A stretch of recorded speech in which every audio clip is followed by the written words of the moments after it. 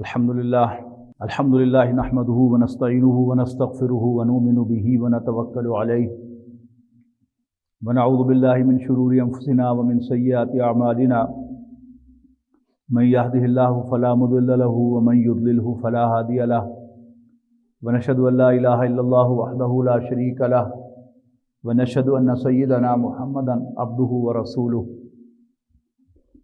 Ursula بالہدی ودین الحق لیظہرہ علی الدین کلہ وکفی باللہ شہیدا فصلی اللہ علیہ وسلم تسلیما کثیرا کثیرا اما بعد فاعوذ باللہ من الشیطان الرجیم بسم اللہ الرحمن الرحیم واللیل اذا یغشی والنہار اذا تجلی وما خلق الذکر والانثی ان سعیکم لشتی فاما من اعطى واتقى وصدق بالحسنى فسنيسره لليسرى واما من بخل واستغنى وكذب بالحسنى فسنيسره للعسرى وما يغني عنه ماله اذا تردى ان علينا للهدى وان لنا للآخرة والأولى فانذرتكم نارا تلظى لا يصلاها الا الاشقى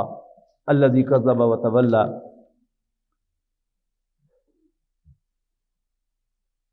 وسيجنبها الأتقى الذي يؤتي ماله يتزكى وما لأحد عنده من نعمة تجزى إلا ابتغاء وجه ربه الأعلى ولسوف يرضى۔ محترم بزرگوں، دوستوں، عزیزوں اور بھائیوں، اخبار میں پڑھا تھا کہ اسمبلی کی سطح پر یا کیبنٹ کی سطح پر یہ بات طے ہوئی ہے کہ حضرت ابوبکر رضی اللہ تعالیٰ عنہ کی کہ یوم وفات کو سرکاری سطح پر منایا جائے۔ عام طور پر مجھے تاریخیں وغیرہ یاد نہیں رہا کرتی، تو مجھے ایگزیکٹلی تو یاد نہیں ہے کہ حضرت ابوبکر کا یوم وصال کون سا ہے، لیکن ذہن منتقل ہوا کہ آج حضرت ابوبکر ہی کی سیرت پر گفتگو ہو۔ زمانہ طالب علمی کی بات ہے کہ ایک مرتبہ اخبار میں پڑھا، پاکستان ٹائمز میں، اس کا ایک کالم ہوا کرتا تھا ان اینڈ اراؤنڈ لاہور۔ اس میں پڑھا کہ آج اونچی مسجد بھاٹی گیٹ میں لاہور میں حضرت ابوبکر کی یاد میں ایک جلسہ ہوگا، جس میں ڈاکٹر اسرار احمد صاحب خطاب فرمائیں گے۔ تو بھاٹی میرے ہاسٹل سے زیادہ دور نہیں تھی، تو میں بھی عشاء کی نماز پڑھ کے کھانا کھانے کے بعد وہاں پہنچ گیا۔ تو وہ اونچی مسجد سے باہر گلی کے اندر ہی انہوں نے اسٹیج سیٹ کیا ہوا تھا، اور ابھی ڈاکٹر اسرار احمد صاحب تشریف نہیں لائے تھے۔ میں نے پوچھا، انہوں نے کہی گاڑی انہیں لینے کے لیے گئی ہوئی ہے۔ تو تقریباً 11:30 بجے گاڑی لے کر ڈاکٹر صاحب کو آ گئی۔ تو لوگ اتنے میں ذرا کچھ بے صبر بھی ہو رہے تھے کہ عشاء کے بعد سے جلسہ شروع ہوا ہے، اور اشتہار میں دیا گیا تھا کہ ڈاکٹر صاحب کا خطاب بھی ہوگا، تو ڈاکٹر صاحب تو ہے نہیں آگے، پھر اب بھی ان کو خطاب کی دعوت نہیں دی جا رہی۔ تو ایک صاحب جو ہے وہ بڑے غصے میں بولے کہ سیرت سیدنا ابوبکر بیان ہونی چاہیے۔ تو اسٹیج سیکرٹری کہنے لگے کہ ہو تو رہی ہے، کہ نہیں ہو رہی۔ تو جلسے کی انتظامیہ نے محسوس کیا کہ اب ڈاکٹر صاحب کو بلانا چاہیے تاکہ سیرت ابوبکر بیان ہو۔ مجھے یاد ہے کہ رات 12 بجے ڈاکٹر صاحب کا خطاب شروع ہوا، 1:20 تک ڈاکٹر صاحب کا خطاب جاری رہا، اور ان کے خطاب کے دوران مجھے تقریباً آدھی سورۃ اللیل یاد ہو گئی۔ سورۃ اللیل کی آیات کی تلاوت کر کے ڈاکٹر صاحب محترم نے، اللہ تعالیٰ کو بڑی کرامت کرے، مقام صدیقیت کا بیان کیا کہ ہم کہتے ہیں حضرت ابوبکر صدیق رضی اللہ تعالیٰ عنہ، تو یہ صدیق کیا ہے؟ یہ لفظ تو بنا ہے صدق سے، اور صدیق کے معنی ہے انتہائی سچا۔ لیکن ڈاکٹر صاحب نے یہ بات واضح فرمائی کہ یہ صدیقیت یہ ایک مقام ہے نبوت سے نیکسٹ۔ سورہ مائدہ میں ارشاد فرمایا گیا کہ بے شک وہ لوگ جو اللہ اور ان کے رسولوں کا کہنا مانتے ہیں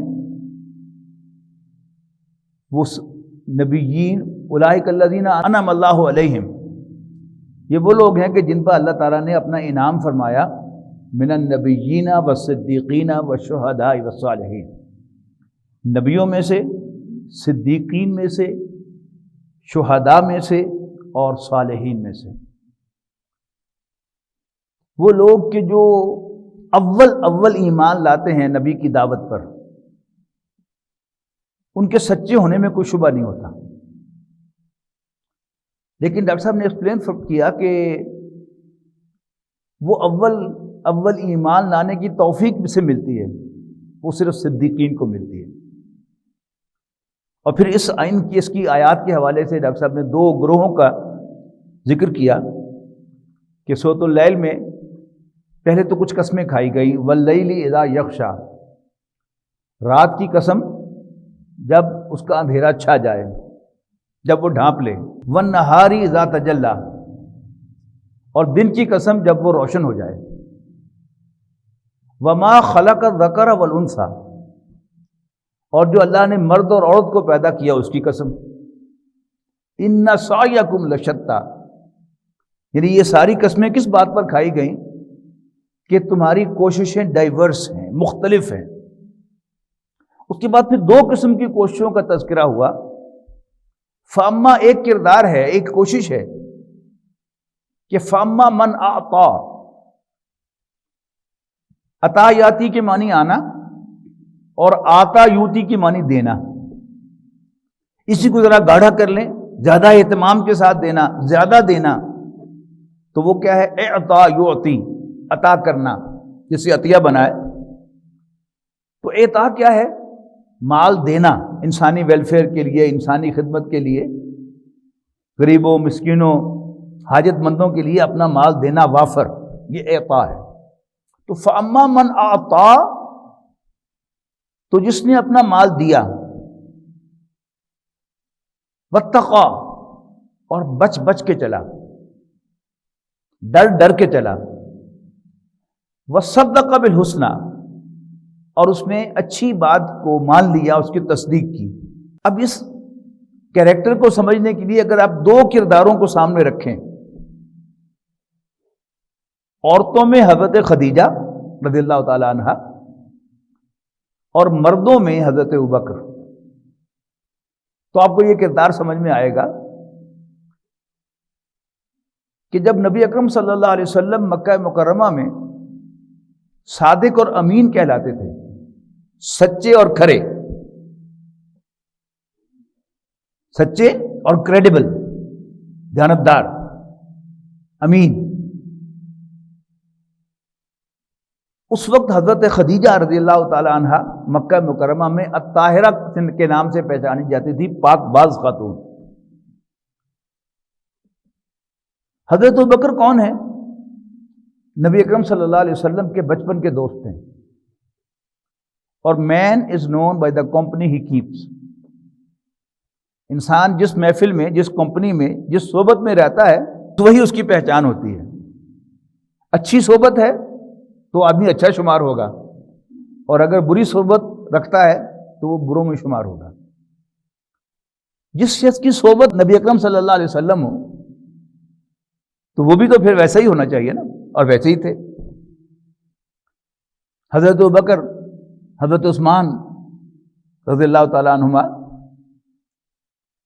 ان دونوں کے بارے میں یہ بات سرٹیفائیڈ ہے کہ انہوں نے کبھی کسی بت کو سجدہ نہیں کیا تھا، اور انہوں نے کبھی بدکاری نہیں کی تھی، حضرت ابوبکر نے بھی، حضرت عثمان نے بھی، اور اسی طرح جو باقی صدیقین ہیں ان کی بھی اگر آپ پوری بایوگرافی کو دیکھیں گے تو آپ کو یہی کچھ نظر آئے گا۔ اور پھر یہ دونوں جن کا میں نے نام لیا ہے، یہ فیاض تھے۔ حضرت عثمان رضی اللہ تعالیٰ عنہ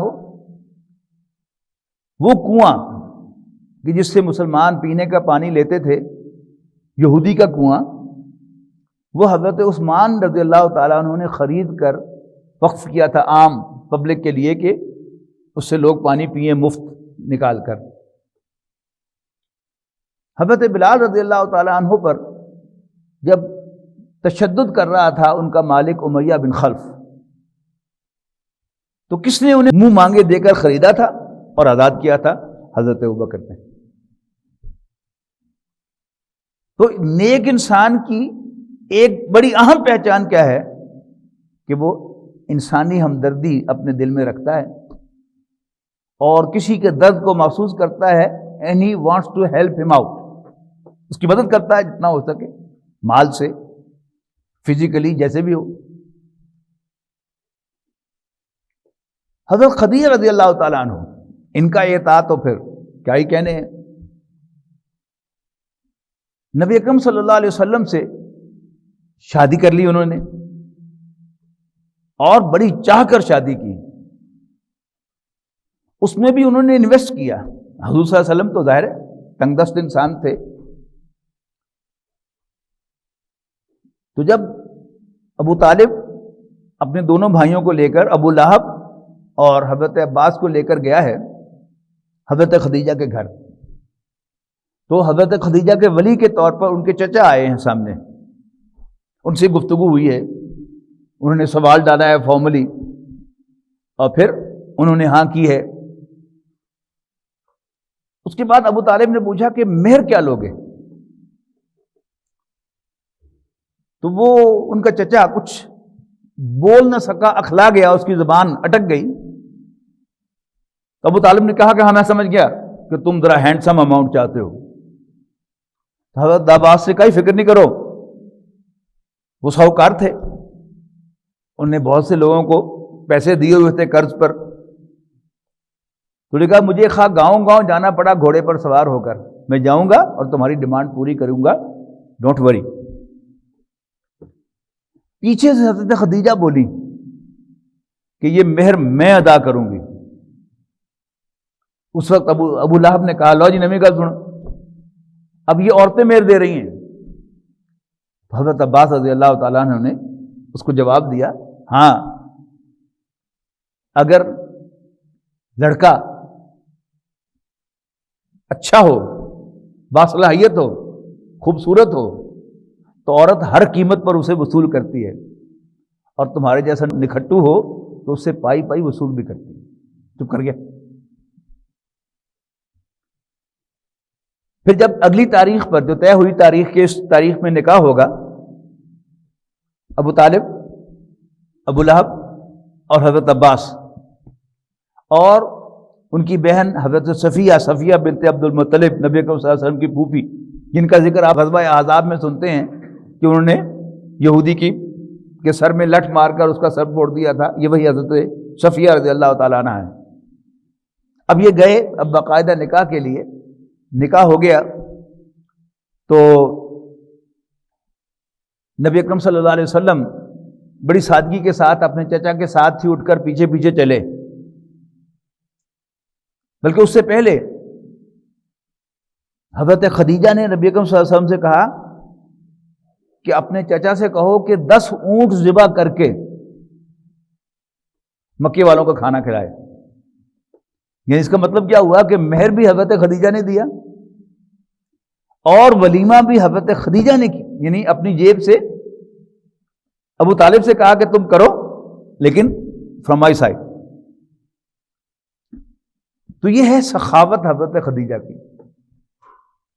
اور آپ جانتے ہیں کہ غزوہ تبوک کے موقع پر جب نبی اکرم صلی اللہ علیہ وسلم نے کہا کہ ایک بڑی مہم ہے، جتنا لا سکتے ہو لاؤ، تو حضرت ابوبکر رضی اللہ تعالیٰ عنہ اپنے گھر میں جھاڑو پھیر کر سارا مال لے کر حاضر ہو گئے تھے۔ تو یہ ہے ان کی سخاوت۔ اور ادھر حضرت خدیجہ اسی پر بس نہیں ہے،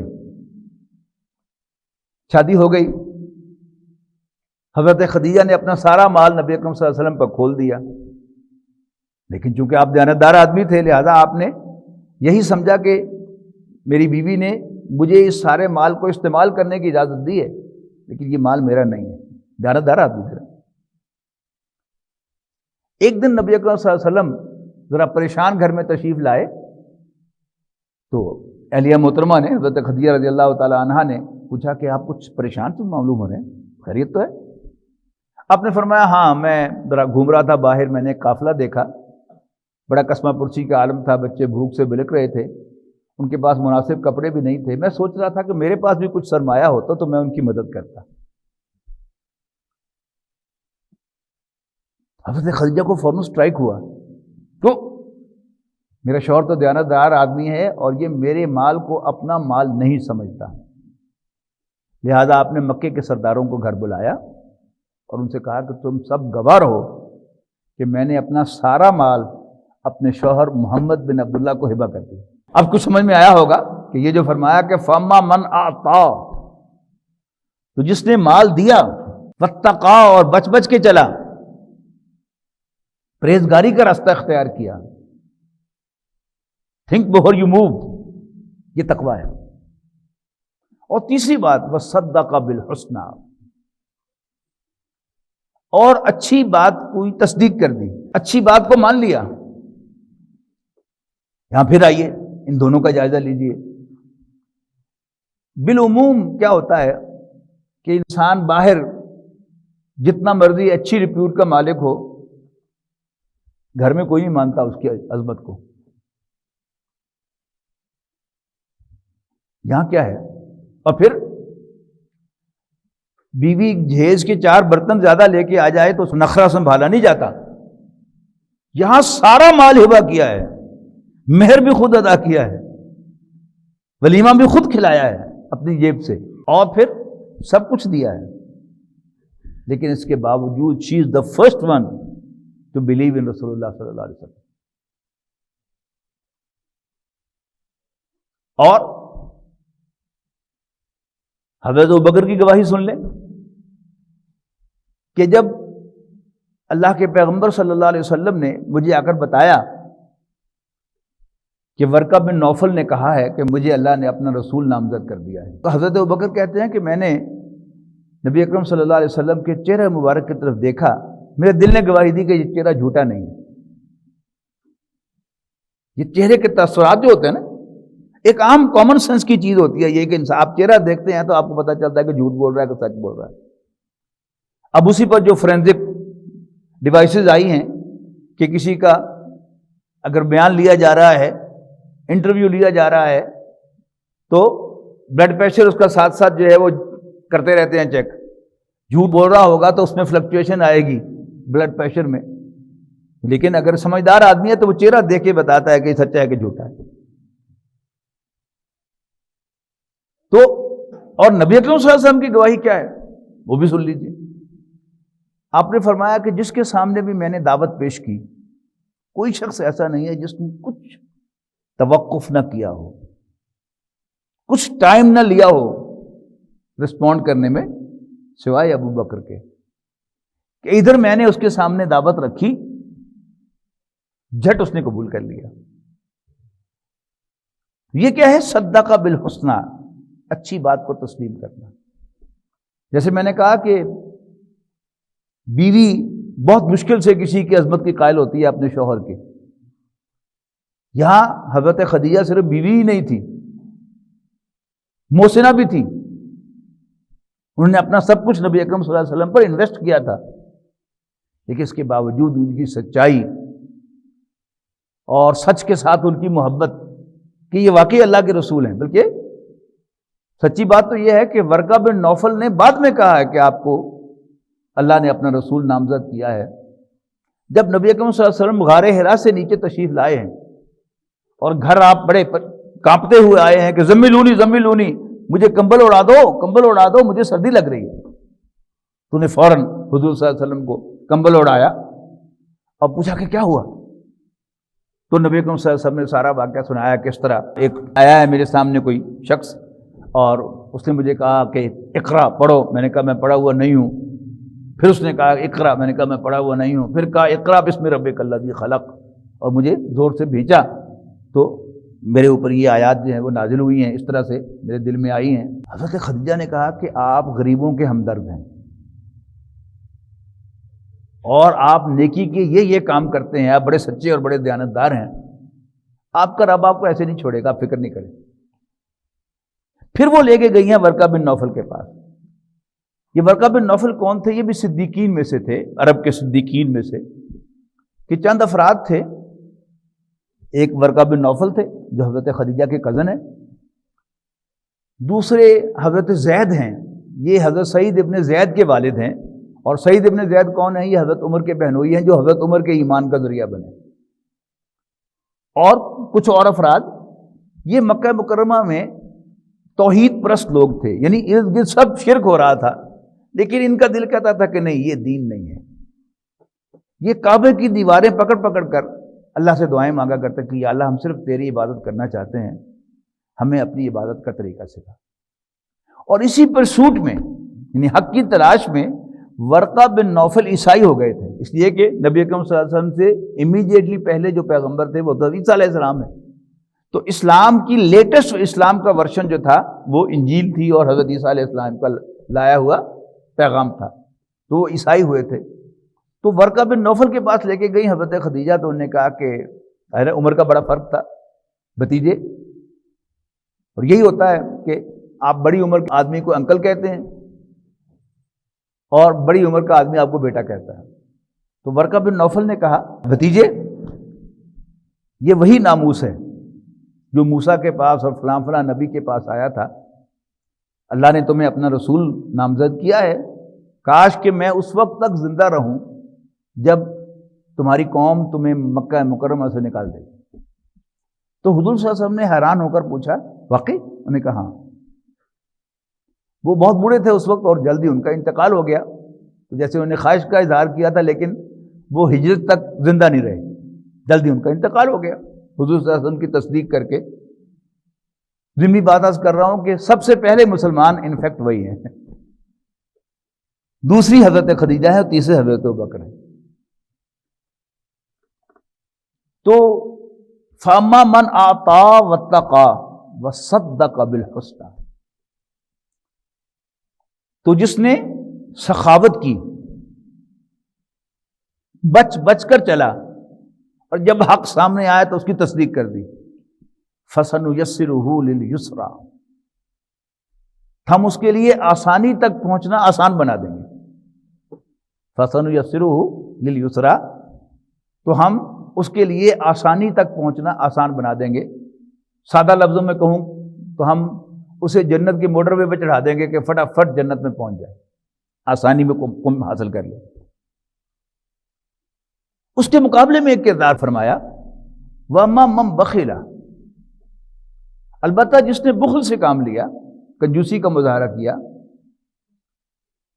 وَاسْتَغْنَىٰ، اور بے پرواہی سے چلا، یعنی ایک ہے بچ بچ کر چلنا، ڈر ڈر کے چلنا، اور ایک ہے بے پرواہی سے چلنا، کوئی پرواہ نہیں، what is right and what is wrong, اپنی مرضی اپنی پسند پہ چلنا، بے پرواہ ہو کر۔ اس کردار کو سمجھنے کے لیے آپ ابو لہب کو سامنے رکھیے۔ ابو لہب کا ایک تعارف تو آپ سب جانتے ہیں کہ وہ نبی اکرم صلی اللہ علیہ وسلم کا سگا تایا تھا، یہ ایک تعارف ہے۔ اور یہ بھی آپ سب جانتے ہیں کہ اس نے نبی اکرم صلی اللہ علیہ وسلم کو گالی دی، تباً لک یا محمد کا ٹوٹ پہنیا، اور پھر اللہ تعالیٰ نے پھر اس کا جواب دیا ہے، پوری ایک سورت نازل کی ہے اسے اور اس کی بیوی کو پھٹکار کرنے کے لیے، لعنت بھیجنے کے لیے، تبت یدا ابی لہب وتب ما اغنی عنہ مالہ وما کسب، آخر تک یہ سورت۔ لیکن یہ اس کا کردار کیا تھا اس کو ضرور سمجھیے تو بات سمجھ میں آئے گی۔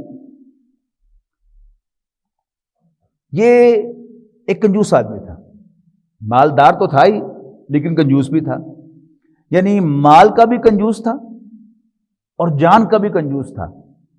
غزوہ بدر میں مکے کے سارے سردار خود شریک ہوئے، یعنی اپنے مذہب کی حفاظت کے لیے، لیکن یہ شخص خود نہیں گیا تھا، اپنی جگہ پر اس نے 2 کرائے کے سپاہی بھیجے تھے، فوجی بھیجے تھے کہ میری طرف سے یہ لڑیں گے، یعنی ڈرپوک بھی تھا، جان بھی بچانا چاہتا تھا اور کنجوس بھی تھا۔ مکہ مکرمہ میں جو نظام تھا وہ ایک قبیلے کا نظام تھا، مکے میں یا کرشی رہ سکتا تھا یا کرشی کا غلام یا اس کا حلیف۔ تو قبیلہ جو ہے ایک پورا سوشیو پولیٹیکل یونٹ ہوا کرتا تھا، اور اس میں کام بانٹے ہوئے تھے، جیسے حضرت عمر رضی اللہ تعالیٰ عنہ کا جو خاندان تھا قریش میں سے، وہ جو انٹرنیشنل ریلیشنز ہیں یہ ان کو دیکھتا تھا، یعنی دوسرے قبائل کے ساتھ قبیلہ قریش کے رشتے، پولیٹیکل مائنڈڈ۔ حضرت ابوبکر کا خاندان، اس کے پاس قضا تھی، فیصلہ کرنا جھگڑوں کا، خاص طور پر دیت کا فیصلہ کرنا، کہ اگر کسی نے کسی کو قتل کیا ہے تو اس کی دیت اگر ہوگی تو کتنی ہوگی۔ تو یہ بڑا اہم عہدہ جو تھا یہ حضرت ابوبکر کے خاندان کے پاس تھا۔ بنو ہاشم کے پاس خانہ کعبہ کی تولیت تھی، بنو ہاشم کے پاس خانہ کعبہ کی تولیت تھی، یہ متولی تھے خانہ کعبہ کے۔ اور مکہ میں مشہور تھا یہ شخص ہرن چور، جیسے آپ کو یاد ہوگا کہ کسی زمانے میں، اللہ ان کو معاف کرے، وہ فیصل آباد کے ایک ایم این اے جو وزیر تھے ریلوے کے، وہ انجن چور مشہور ہو گئے تھے۔ کتنی صداقت تھی کتنی نہیں تھی اس کو ایک طرف رکھیے، لیکن بہرحال آپ کو یاد آ گیا ہوگا کہ وہ انجن چور مشہور ہو گئے تھے۔ یہ جو تھا یہ ہرن چور مشہور تھا، کیوں؟ سونے کا ایک ہرن آیا تھا کعبے کے چڑھاوے کے طور پر، اور یہ مکے میں مشہور تھا کہ اس نے وہ ہرن چوری کیا۔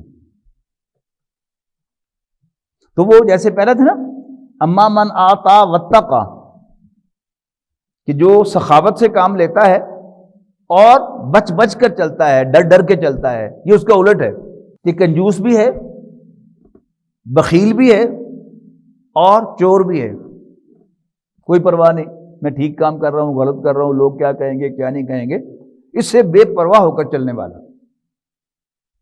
اور پھر تیسری بات، جب نبی اکرم صلی اللہ علیہ وسلم نے دعوت دی، اپنا تعارف کرایا کہ میں تمہاری طرف بھیجا ہوا اللہ کا رسول ہوں، خاندان بنو ہاشم میں سب سے پہلے نبی اکرم صلی اللہ علیہ وسلم نے یہ پیغام رکھا، بنو ہاشم کو کھانے پہ بلایا،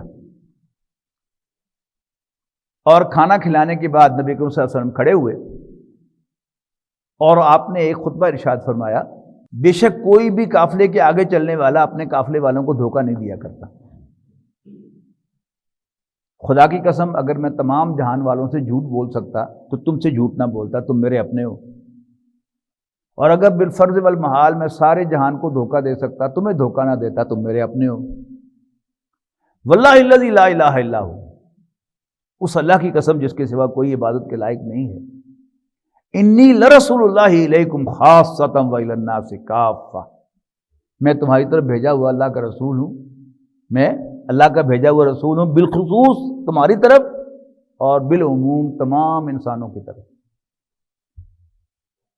واللہ لتموتن کما تنامون، اللہ کی قسم جیسے تم رات کو سو جاتے ہو اسی طرح ایک دن مر جاؤ گے، ثم لتبعثن کما تستيقظون، پھر تم دوبارہ اٹھائے جاؤ گے جیسے صبح سو کر اٹھتے ہو، ثم لتحاسبن بما تعملون، پھر تمہارا محاسبہ کیا جائے گا تمہاری کرتوتوں کے بارے میں جو کچھ تم نے کیا، ثم لتجزون بالاحسان احسانا وبالسوء سوءا، اور پھر تمہیں بدلہ دیا جائے گا اچھے کاموں کا اچھا، برے کاموں کا برا، اور وہ بدلہ کیا ہوگا؟ فإنها لجنۃ ابدا او لنار ابدا، یا تو وہ ہمیشہ ہمیش کی جنت ہوگی یا ہمیشہ ہمیش کی آگ ہوگی۔ تو جب نبی اکرم صلی اللہ علیہ وسلم کھڑے ہوئے اور آپ نے اپنا یہ تعارف کروایا تو اس نے اتنا، بلکہ جب کھڑے ہوئے بات شروع ہی کی تو اس نے شور مچا دیا، اتنا شور مچایا کہ آپ بات کر ہی نہ سکے۔ 2 ہفتے کے بعد دوبارہ آپ نے کھانے پہ بلایا، کھانا کھلا کر اب تب آپ نے وہ خطبہ ارشاد فرمایا۔ اس کے بعد جب نبی اکرم صلی اللہ علیہ وسلم کو قرآن مجید میں حکم دیا گیا کہ فاصدع بما تؤمر، یہ گریجول حکم ہے سارے، پہلے 3 سال مین ٹو مین دعوت آگے پھیلتی رہی، آپ کے دوست حضرت ابوبکر، ان سے ذکر کیا، انہوں نے آگے عشرہ مبشرہ میں سے 6 لوگوں کو دعوت دی اور اسلام قبول کروایا۔ حضرت عثمان ان کی دعوت پر آئے، سعید ابن زید حضرت زید کے بیٹے حضرت عمر کے بہنوئی، یہ حضرت ابوبکر کی دعوت پر ایمان لائے۔ حضرت طلحہ حضرت زبیر یہ دونوں حضرت ابوبکر کی دعوت پر ایمان لائے، اور ابو عبیدہ ابن جراح یہ بھی، یا دوسرے کوئی اور نام مجھے بھول رہا ہے، وہ یعنی عشرہ مبشرہ میں سے، یعنی ایک تو وہ خود ہیں اور ایک حضرت علی حضرت عمر ہے، تو باقی 6 کے 6 جو ہیں وہ حضرت ابوبکر کی دعوت پر ایمان لائے۔ پہلے تو دعوت اس طرح پھیلتی رہی کہ انڈیویجولی حضرت ابوبکر نے جا کر ملاقات کی اور بتایا، میں نے کہا ہاں ٹھیک ہے، میں بھی مانتا ہوں، کلمہ پڑھ لیا. پھر دوسرے کے پاس گئے، اس نے بھی کلمہ پڑھ لیا. پھر تیسرے کے پاس گئے. پہلے تو یوں دعوت پھیلتی رہی. پھر ایک سٹیج پر نبی اکرم صلی اللہ علیہ وسلم کو حکم ملا قرآن مجید میں کہ انذر عشیرتک الاقربین، اپنے قریبی رشتہ داروں کو خبردار کرو. تب آپ نے وہ پہلی دعوت، پھر دوسری دعوت بلائی اور رکھا پیغام ان کے سامنے. اس موقع پر حضرت علی رضی اللہ تعالیٰ عنہ نے اعلان کیا، جب آپ نے دعوت پیش کی تو حضرت علی کھڑے ہوئے کہ بھائی اگرچہ میری آنکھیں دکھتی ہیں، میری ٹانگیں پتلی ہیں، لیکن میں آپ کے ساتھ ہوں. تو سب نے کیا لگا دیا، لو جی یہ اللہ کے رسول ہے، یہ ان کے ساتھی ہیں. جبکہ ایمان حضرت علی بھی پہلے لا چکے تھے، وہ تو گھر کے بندے تھے. حضرت زید بن حارثہ بھی لا چکے تھے. تو جب آپ نے پبلکلی اناؤنس کیا، کوئی صفحہ پر آپ کھڑے ہوئے اور آپ نے واہ صباح کا نعرہ لگایا، ہائے وہ صبح جو آنے والی ہے. یہ مکے کا معروف انداز تھا کہ جب کسی کو کوئی اہم خبر دینا ہوتی تھی تو کسی اونچے مقام پر کھڑا ہوتا تھا اور یہ نعرہ لگاتا تھا، ہائے وہ صبح جو آنے والی ہے، اور ساتھ اپنے کپڑے پھاڑ دیتا تھا تاکہ لوگ متوجہ ہو جائیں. تو اس میں جو ولگر حصہ تھا وہ تو آپ نے کاٹ دیا، کپڑے نہیں پھاڑے، لیکن آپ اونچے مقام پر چڑھے اور وہی نعرہ جو معروف تھا وہ لگایا، ہائے وہ صبح جو آنے والی ہے. لوگ اکٹھے ہو گئے، کیا بات ہے، کیا بات ہے. تو آپ نے ان سے پوچھا کہ تم نے مجھے کیسا پایا؟ انہوں نے کہا سچا اور امین پایا ہے. اگر میں کہوں کہ اس پہاڑ کے پیچھے سے تم پر کوئی لشکر حملہ آور ہونے والا ہے، مان لو گے؟ انہوں نے کہا ضرور مانیں گے. تو آپ نے خبر دی انہیں کہ پھر یاد رکھو کہ تمہارا رب، تمہارا مالک جو تمہارا رب ہے، تمہارا خالق جس کو تم مانتے ہی ہو، اور وہ وہی تمہارا رب ہے، اور مرنے کے بعد تم دوبارہ زندہ کیے جاؤ گے اور اس کے حضور پیش کیے جاؤ گے، اور اللہ نے مجھے اپنا رسول نامزد کیا ہے. اس موقع پر ابو لہب نے وہ گالی دی تھی رسول اللہ صلی اللہ علیہ وسلم کو کہ تبا لک یا محمد صلی اللہ علیہ وسلم، جس کا اگر میں بامحاور ترجمہ پنجابی میں کروں تو یہ ٹوٹ پینا ہے. ٹوٹ پینیا الہذا جماعت نا، اس بات کے لیے تو نے ہمیں جمع کیا تھا. تو نبی اکرم صلی اللہ علیہ وسلم کی تو شرافت اس بات کی اجازت نہیں دیتی تھی کہ آپ ترکی بترکی جواب دیتے. آپ نے کسی کو بھی ایسا جواب نہیں دیا، یہ تو تھا ہی تھا، بڑا بھی تھا. اور جو ہماری ٹریڈیشن ہے اس کے مطابق بڑا جو ہے وہ کچھ بھی کر لے، چھوٹا اس کے سامنے بولتا نہیں. تو رسول اللہ صلی اللہ علیہ وسلم نے تو جواب نہیں دیا، لیکن پھر نبی صلی اللہ علیہ وسلم کے رب نے جواب دیا ہے کہ تبت یدا ابی لہب وتب. میرا رسول کیوں ٹوٹ پوے؟ ٹوٹ پین دو میں ہاتھ ابو لہب دے، اور وتب، اور آپ بھی ٹوٹ پوے. تو یہ ساری صورت پہ نازل ہوئی اور اس کو کنڈیم کیا گیا، ساتھ اس کی بیوی کو بھی جو پوری طرح اس کی شریک تھی. اور یہ بات عام طور پر تذکرے میں نہیں آتی، لیکن بتا دوں تاکہ یہ اس کا کریکٹر جو ہے وہ واضح ہو جائے.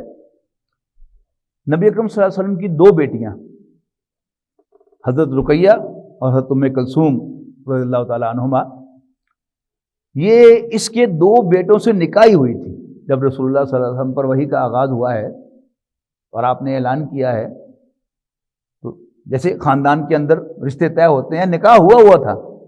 رسول اللہ صلی اللہ علیہ وسلم کی دو بیٹیاں ابو لہب کے دو بیٹوں سے نکاحی ہوئی تھی.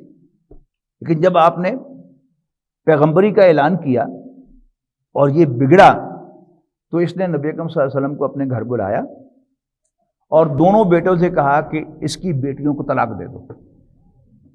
اور بیٹیوں والے خوب جانتے ہیں کہ جب ان کے علم میں آتا ہے کہ ان کی بیٹی کو طلاق ہو گئی ہے تو ان پر بیتتی کیا ہے. اور یہاں اس سے 3 گنا زیادہ کام ہوا. ایک بیٹی کو نہیں، 2 بیٹیوں کو طلاق ہوئی. اور ہوئی بھی کس طرح کہ اس کے سامنے بیٹوں کو بلا کر ایسی بیٹیوں کو طلاق دے دو. یہ ہے ابو لہب کا کریکٹر. اب پڑھیے، وَأَمَّا مَن بَخِلَ وَاسْتَغْنَىٰ، جس نے بخل سے کام لیا، کنجوسی دکھائی اور بے پرواہی سے چلا، وَكَذَّبَ بِالْحُسْنَىٰ، اور اچھی بات کو جھوٹا قرار دے دیا. نتیجہ کیا نکلے گا؟ فَسَنُيَسِّرُهُ لِلْعُسْرَىٰ، تو ہم اس کے لیے مشکل میں پھنسنا آسان بنا دیں گے. اور اسی تعبیر میں کہوں تو ہم اسے جہنم کے موٹر وے پہ چڑھا دیں گے کہ جلدی جلدی وہ جہنم میں جا کے گر جائے۔ اس کے بعد فرمایا وما یغنی عنہ مالہ اذا تردی، اور جب وہ جہنم میں گرے گا، گڑھے میں گرے گا، جہنم کے گڑھے میں، تو اس کا مال اس کے کسی کام نہیں آئے گا۔ ان علینا للہدی، بے شک ہمارے ہی ذمے راستہ دکھانا ہے۔ وَإِنَّ لَنَا لَلْآخِرَةَ وَالْأُولَىٰ، اور آخرت بھی اور یہ دنیا بھی ہماری ہیں، ہمارے ہاتھ میں ہے۔ فَأَنذَرْتُكُمْ نَارًا تَلَظَّىٰ، اب حضور صلی اللہ علیہ وسلم کی زبان سے کہلوایا جا رہا ہے کہ مکے والو، میں نے تمہیں دہکتی ہوئی آگ سے خبردار کر دیا ہے۔ لا يصلىٰ إِلَّا الْأَشْقَىٰ، اس آگ میں نہیں گرے گا مگر سب سے زیادہ بدبخت۔ کون ہے وہ؟ الذی کذب وتولی، کہ جس نے تکذیب کی، جھٹلایا، حق کو فالسیفائی کیا اور منہ موڑا۔ اس کے بعد پھر آخری جو آیات ہیں اس سورت کی، ان کے بارے میں تو اکثر مفسرین کی رائے یہ ہے کہ یہ حضرت ابوبکر کی شان میں نازل ہوئی ہے۔ وَسَيُجَنَّبُهَا الْأَتْقَىٰ، یہ پیسے وائس ہے، البتہ اس آگ سے بچا لیا جائے گا۔ کون؟ الاتقا، سب سے زیادہ متقی، سب سے زیادہ اللہ سے ڈرنے والا، سب سے زیادہ پرہیزگار متقی۔ الذی یؤتی مالہ یتزکیٰ، جو اپنا مال دیتا ہے کس کے لیے؟ اپنے تزکیے کے لیے، اپنے نفس کی صفائی کے لیے اور دل کی پاکیزگی کا۔ اور بھی بہت سے نسخے ہیں اس کے، بہت سے کاموں سے دل صاف ہوتا ہے، لیکن صدقہ و خیرات، انفاق، مال لگانا انسانی ہمدردی کے کاموں میں، یہ ایک بڑا آسان سا نسخہ ہے۔ آپ اپنے دل میں کچھ میل محسوس کرتے ہیں اور چاہتے ہیں کہ یہ میری دل کی میل نکل جائے۔ بہت سی برائیاں ہیں، آپ اپنے دل میں محسوس کرتے ہیں، آپ چاہتے ہیں کہ یہ برائیاں چھوٹ جائیں لیکن چھوٹتی نہیں ہیں۔ بہت سی نیکیاں ہیں کہ جو آپ کرنا چاہتے ہیں لیکن ہو نہیں پاتی، اور اندر ہی اندر سے آپ کڑتے ہیں کہ یار کیا ہے، کیا مصیبت ہے۔ مثال کے طور پر آج کل دیر سے سونے کا رواج آ گیا اور پھر فجر پر اٹھا نہیں جاتا۔ آپ میں سے کتنے ہی لوگ ہوں گے، اللہ کرے میری بات غلط ہو، آپ سب لوگ فجر پر وقت پڑھتے ہوں، لیکن عام پبلک کی بات کریں تو فجر کی نماز میں کتنے لوگ ہوتے ہیں؟ یعنی اگر ایک کمیونٹی کو دیکھا جائے، اگر اس کمیونٹی کے سارے مرد مساجد میں آئیں تو پاکستان میں مساجد بہت کم ہے۔ اس کا مطلب کیا ہے کہ مسلمان ہونے کے باوجود سب کا جی چاہتا ہوگا کہ ہم فجر کی نماز پڑھیں، لیکن فار ون ریزن اور اندر فجر پڑھی نہیں جاتی۔ تو ہر مسلمان دل ہی دل میں محسوس کرتا ہے یار نماز تو پڑھنی چاہیے۔ کس قدر تم پہ گراں صبح کی بیداری ہے، ہم سے کب پیار ہے، ہاں نیند تمہیں پیاری ہے۔ اس کے لیے بہترین نسخہ، کوئی برائی نہ چھٹ رہی ہو صدقہ دیں، کوئی نیکی کر نہ پا رہے ہوں تو اس کا مطلب کیا ہے کہ کہیں اللہ مجھ سے ناراض ہے۔ تو اللہ تعالیٰ کو راضی کرنے کا آسان سا نسخہ، دل کو صاف کرنے کا، وہ کیا ہے؟ مال دو۔ الذی یؤتی مالہ یتزکیٰ، جو مال دیتا ہے اپنے تزکیے کے لیے، اپنے نفس کو پاک کرنے کے لیے، اپنے دل کو صاف کرنے کے لیے۔